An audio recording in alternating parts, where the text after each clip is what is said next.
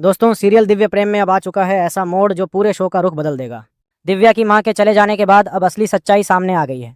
पद्मा को आखिरकार ये पता चल चुका है कि दिव्या कोई गलत इंसान नहीं बल्कि असली दोषी तो तपस्या है। वही तपस्या जिसने छल से दिव्या की मां की जान ली और अब वही बन बैठी है इस कहानी की असली खलनायिका। तपस्या ने अपने मायावी जाल में फंसाकर प्रेम को राक्षस बना दिया है। गांव वाले और यहाँ तक कि प्रेम के अपने पिता भी मान चुके हैं कि अब वह उनका बेटा नहीं रहा बल्कि एक खतरनाक दैत्य बन चुका है। उनका कहना है कि प्रेम का अंत करना ही गांव और परिवार की भलाई के लिए सही होगा। लेकिन दिव्या हार मानने वालों में से नहीं है। मां के अंतिम संस्कार के बाद वह ठान लेती है कि चाहे कुछ भी हो वह प्रेम को इस राक्षसी बंधन से आजाद कराएगी। और यहीं से शुरू होगा असली युद्ध।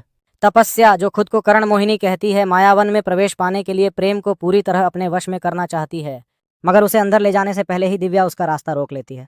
भोलेनाथ के मंदिर के रास्ते में दिव्या को मिली एक दिव्य शॉल ही अब उसका सबसे बड़ा हथियार बन जाती है।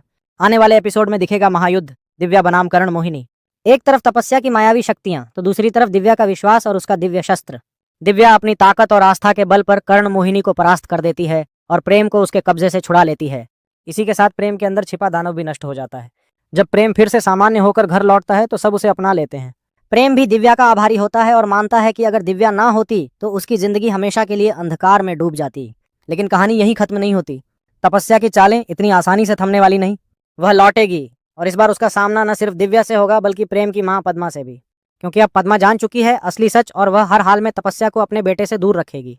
कहानी में आगे और भी धमाकेदार मोड़ आने वाले हैं। दिव्या अब माता रानी के त्रिशूल के सहारे उस महासुर का अंत करेगी जो प्रेम के शरीर के अंदर छिपा बैठा था। तो तैयार रहिए दोस्तों, आने वाले एपिसोड्स में दिव्य प्रेम का रंग और भी गहराने वाला है।